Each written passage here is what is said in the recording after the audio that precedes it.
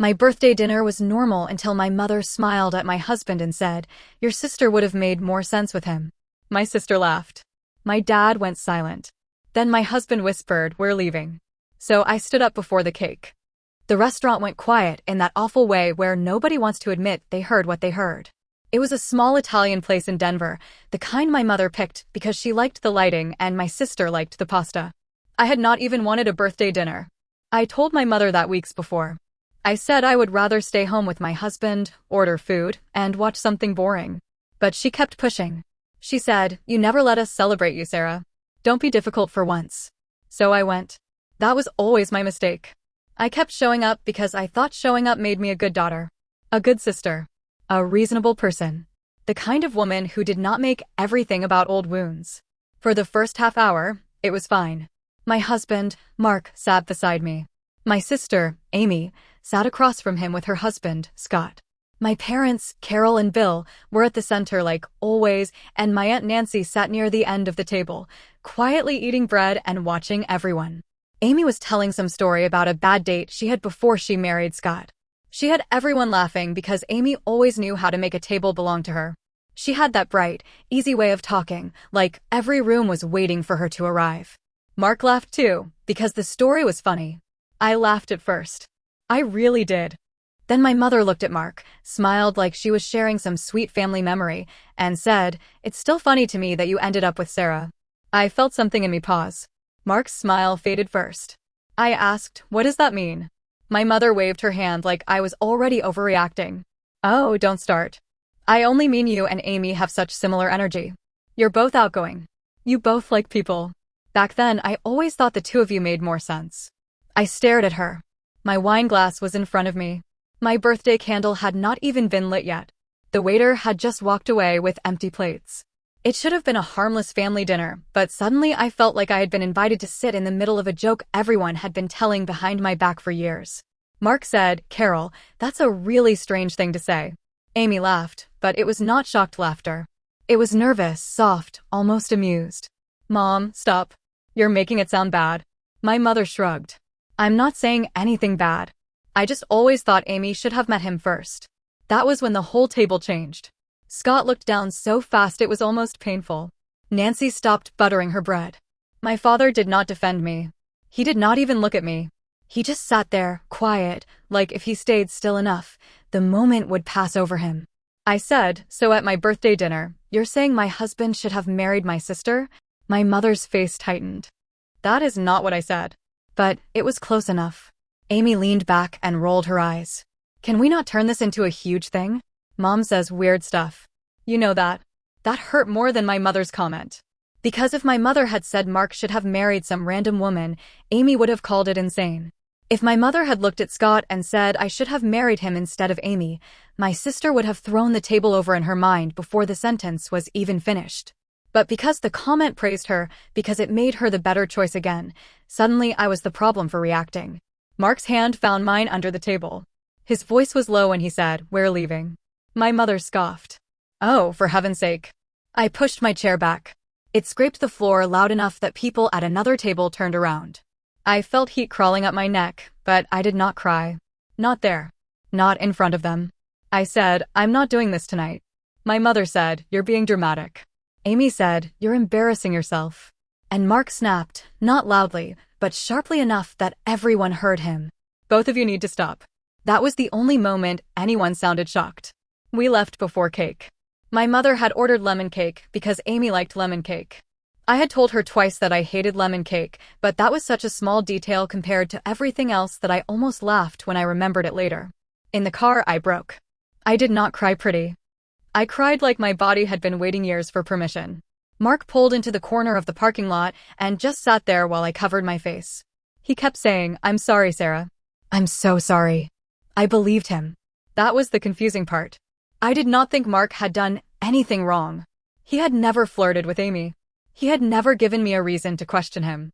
But my family had somehow made me feel humiliated in my own marriage, like I had been chosen by accident and everyone had spent years imagining a better version where Amy stood beside him instead. I kept replaying my mother's words. Amy should have met him first. Not, Amy deserves someone like him. Not, Amy and Mark are both outgoing. Amy should have met him first. Like Mark was a prize that had gone to the wrong daughter. Mark asked if I wanted to go home. I nodded, but halfway there, I asked him something I was afraid to ask. Did you ever notice it before? He was quiet too long. That silence told me everything. I turned toward him. Mark. He gripped the steering wheel and said yes. But not like that. Not so direct. My chest tightened. What do you mean yes? He sighed. Your mom has made comments before. Little ones. I thought she was just comparing you two. I didn't know if bringing it up would make you feel worse. I wanted to be mad at him. For a few minutes, I was. Not because he caused it, but because knowing he had seen it too made me feel less crazy and more exposed. I had spent years telling myself I was sensitive. That I noticed things because I was insecure. That I was looking for favoritism because I expected it. But Mark saw it. That meant it was real. When I met Mark, I was not trying to impress anyone. We met through a friend's game night at a cramped apartment near downtown Denver. I remember him spilling salsa on his sleeve and laughing at himself before anyone else could. I liked him because he did not make me feel like I had to perform. With him, I did not have to be louder, prettier, cooler, or easier. I could just exist. When I brought him home the first time, Amy was there because she was always there when something was happening in my life. My mother said she wanted a casual family dinner, but Amy showed up in a red sweater, full makeup, hair done, smelling like expensive shampoo. I remember feeling underdressed in my own introduction. Amy was nice to him. Of course she was. Amy was nice to everyone when people were watching. She asked him questions, laughed at his jokes, and told stories that made my parents beam. Mark was polite, warm, friendly. After he left, my mother said, "He's very charming." I smiled because I thought that was approval. Then she added, Amy would get along with someone like that so well. I should have heard the warning in it. I did not. I was too happy. That became the pattern. When Mark helped my dad move patio furniture one summer, my mother said, Amy needs a man that handy. When Amy complained about dating, my mother said, men like Mark don't come around twice. When we got engaged, my mother hugged me and said, well, I guess when you know, you know. Then she looked at my ring and called it simple. Sweet, but simple. She asked if we were rushing even though we had been together 3 years. At the wedding, Amy gave a speech. Most of it was fine. She said I was loyal, private, careful with my heart. Then she smiled at Mark and said, when I first met him, I thought, where was he hiding when I was dating all those disasters? Everyone laughed. I laughed too. Mark laughed in that tight way people laugh when they do not know what else to do. My mother laughed the loudest. At the time, I told myself it was just a joke. A sister joke. A harmless line in a wedding speech. But harmless things do not keep coming back years later with sharper edges. By the time we got home from my birthday dinner, my phone was already buzzing. My mother texted first. I'm sorry your feelings were hurt. I wish you hadn't left like that. I stared at the message in the dark kitchen. My feelings were hurt. Not, I hurt you. Not, I said something cruel. Not, I embarrassed you in front of your husband and sister. Just a neat little apology that put the problem back in my lap. Amy texted 10 minutes later. You know how mom is. She doesn't have a filter. You made it awkward for everyone. That one made me sit down. Mark read it over my shoulder and muttered, unbelievable. I typed 3 different replies and deleted all of them. I wanted to tell Amy that she had made it awkward when she laughed. I wanted to ask why she was more worried about everyone else feeling uncomfortable than me being humiliated. I wanted to say that if our roles were reversed, she would never forgive me for standing there and treating it like a joke. Instead, I wrote, I'm taking space from both of you. That was it. No paragraph. No begging. No dramatic announcement. Just one sentence. My mother called me twice after that. I did not answer. Amy sent a question mark. Then another message. Seriously? I put my phone face down. For the first time in my life, I did not chase the family conversation until everyone felt better. That night, Mark sat beside me on the couch and asked what I needed. I did not know. That was the honest answer. I wanted my mother to be someone else. I wanted Amy to care that she had hurt me. I wanted my father to speak once without being pushed. I wanted to stop feeling like the backup daughter in a family that kept pretending there was no ranking. I told Mark, I feel stupid. He said, you're not stupid. I feel like everyone knew. He looked at me carefully. Knew what? That they all thought Amy was the better fit. The better daughter. The better version. He reached for my hand. I never thought that. I know. And I did know. But pain is not always logical. Sometimes one person can love you correctly and still not erase the damage from everyone who trained you to feel second place. The next morning, my father called. I almost ignored it, but something in me wanted to hear what he would say. Maybe I wanted him to surprise me. He did not. He started with, "Your mother didn't mean it the way it came out." I was standing in the laundry room, holding one of Mark's shirts. I remember that because I gripped it so tightly it wrinkled in my hand. I said, "What way was it supposed to come out?" He paused. I waited. He said, "You know your mom. She speaks without thinking." That doesn't answer my question. He sighed like I was the one making things difficult. She was just saying Amy and Mark are both outgoing. No, Dad. She said Amy should have met him first. She didn't mean he should have married her. Then why didn't you say anything at the table? Another pause. This one was longer. Finally he said, "I didn't want to make it worse." I almost laughed. That was my family's motto. Don't make it worse. Which usually meant, don't name the thing that is already happening. Don't make the person who caused it uncomfortable.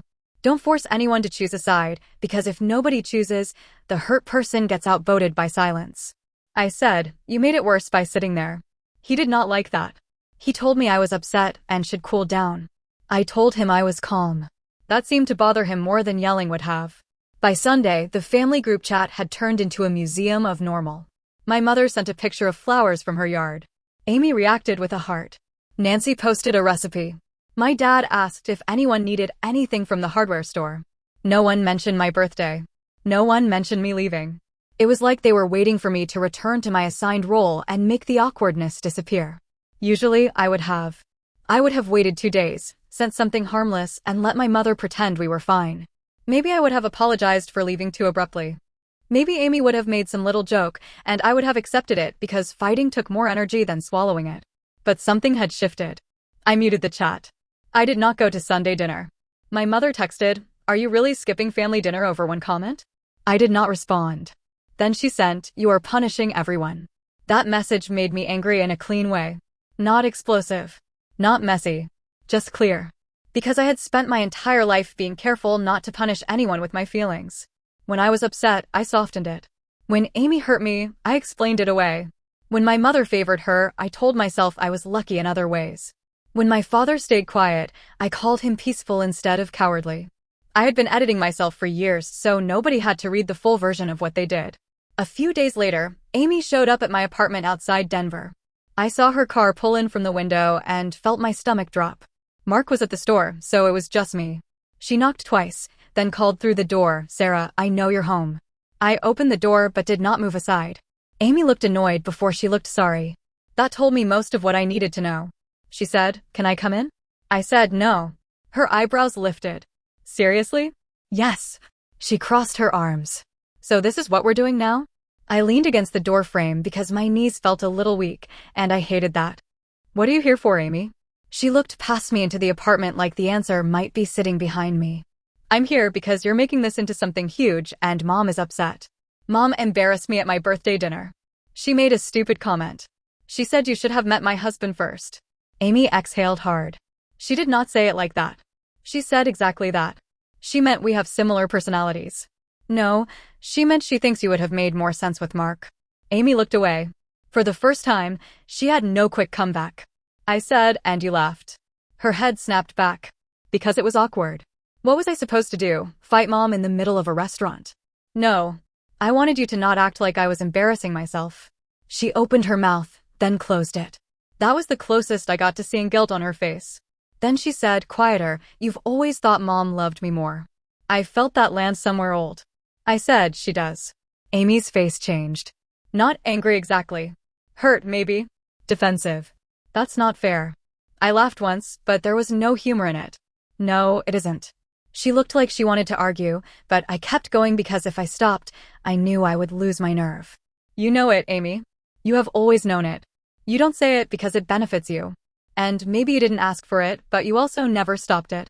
Her eyes got shiny, and for 1 second, I almost backed down. That was my old instinct. Comfort her. Make it easier. Turn my pain into something smaller, so she did not feel accused. But I did not. She whispered, "So now I'm the villain?" "No," I said. "That's the problem. I don't think you're a villain. I think you got used to me being the one who had to be fine." She wiped under one eye quickly, like she was angry at herself for reacting. Mom says things to me too, you know. I know. No, you don't. She puts pressure on me all the time. She expects me to be the fun one, the pretty one, the one who keeps everyone happy. I believe that. I did. But I also knew the difference between being pressured to shine and being trained to disappear. I said, that may be true. But at that table, you had a choice. You chose to protect Mom from feeling awkward instead of protecting me from being humiliated. Amy stared at me for a long time. Then she said, I didn't think of it like that. I nodded. That's kind of the point. She left without coming inside. When Mark came home, I told him everything. He listened quietly, then asked, how do you feel? I said, sad. Angry. Relieved. I don't know. He put the groceries on the counter and pulled me into him. I stood there with my cheek against his chest, and for once, I did not try to explain my reaction into something reasonable. I just let myself feel it.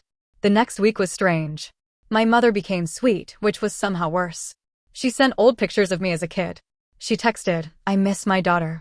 She left a voicemail saying she hated that our family was broken over a misunderstanding. She never once said, I should not have said that.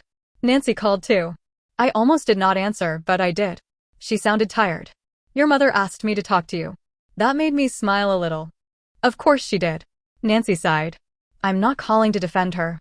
I stayed quiet. She said, what Carol said was wrong. It was the first time anyone in my family said it plainly. I had to sit down. Nancy continued, I should have said something at the table. I'm sorry I didn't. That apology did something to me. It did not fix everything, but it proved I was not insane. I asked her, why does everyone act like this is normal? Nancy was quiet for a moment. Then she said, because your mother has been comparing you girls for so long that people stopped hearing it. I closed my eyes. There it was. The truth, said gently but clearly. Nancy told me she remembered when I got into a school program when I was younger, and my mother spent half the party talking about Amy's dance recital. She remembered me helping clean after family holidays while Amy entertained guests. She remembered little things I had filed away as childhood jealousy and tried to outgrow. After we hung up, I cried again. Not hard like after the birthday dinner. This was quieter.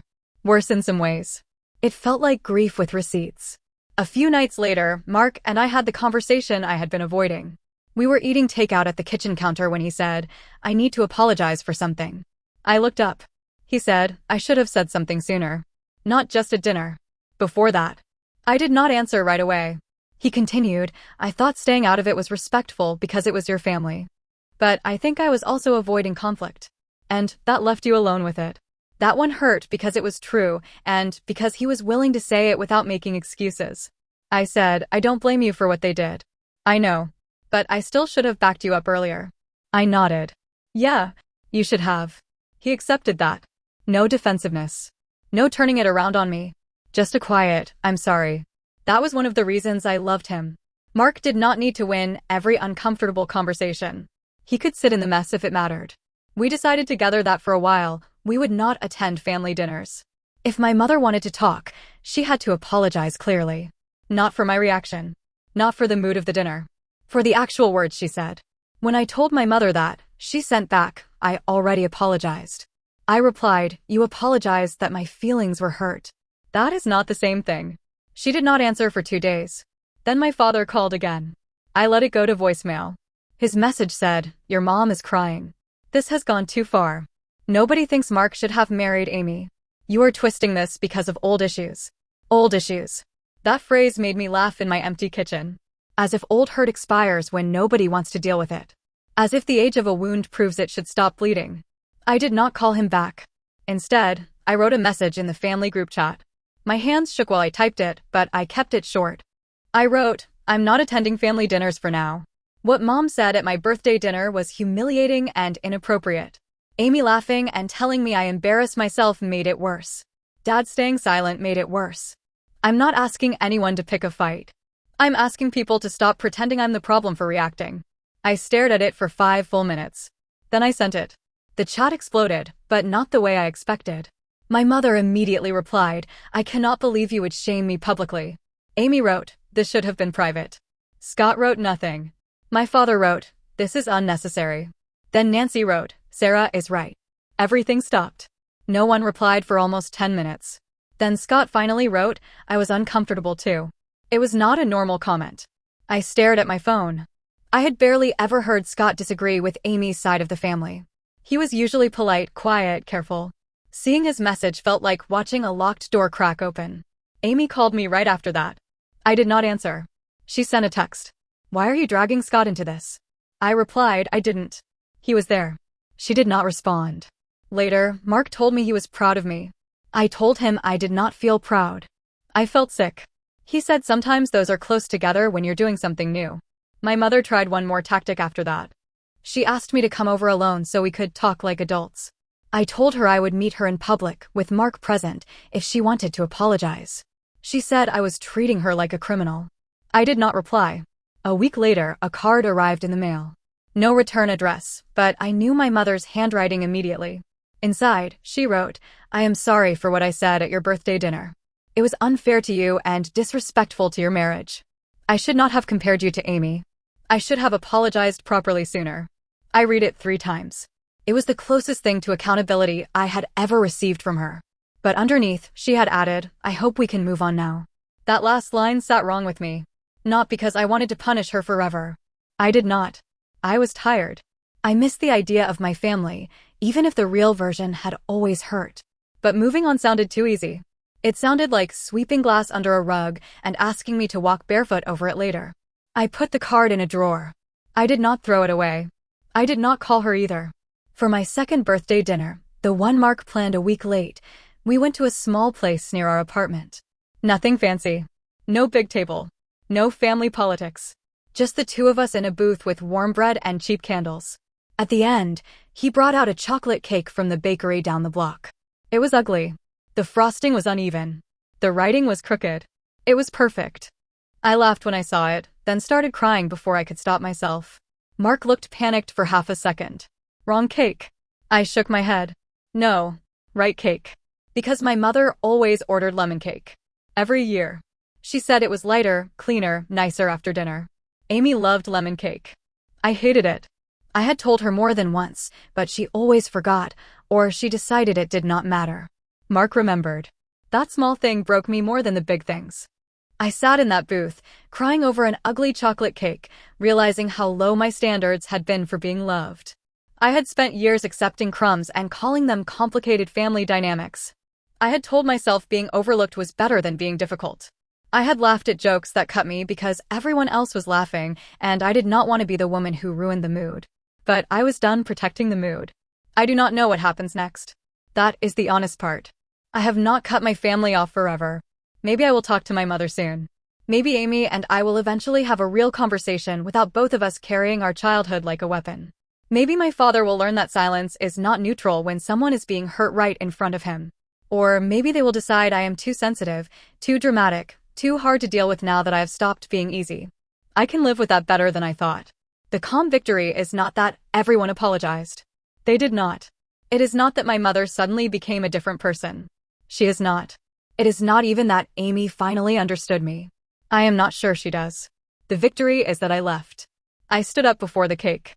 I walked out before I could be laughed into silence.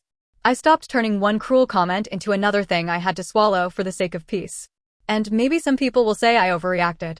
Maybe they will say mothers say stupid things, sisters laugh when they are uncomfortable, fathers freeze because they do not know what to do. Maybe they will say I should have stayed, eaten the cake, and handled it privately. But I keep thinking about that silence after my mother said Amy should have met my husband first. I keep thinking about how nobody looked surprised. So now I am asking honestly. Did I ruin my own birthday dinner by walking out, or did I finally stop letting my family celebrate me by reminding me I was never their first choice?